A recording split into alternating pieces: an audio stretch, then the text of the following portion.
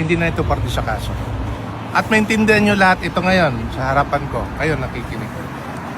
It has been the policy of the Philippine government under any administration, from Cory Aquino to Ramos to Estrada, GMA, lahat hanggang kay BBM, that if there's a Filipino that is arrested, detained, tried, and even convicted, it is the policy of government to extend all necessary assistance to bring that Filipino back home.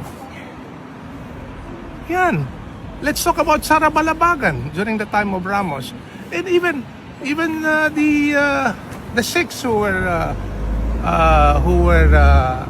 charged with espionage in China, or the 16 or 13 people who were charged with illegal assembly in some Middle Eastern country. I forgot now. Or even recently, sino? Sara Biloso? Mary Jane. Mary Jane Biloso, who was already convicted for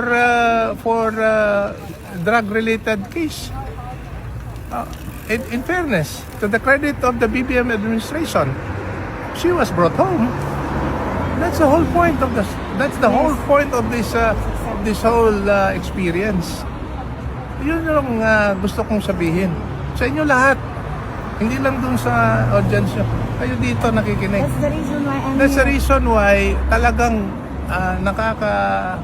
nakakadismaya at the very least that this government has brought a Filipino who was already in the Philippines to try it outside for whatever reason, because that is against the policy of the Philippine government under any administration.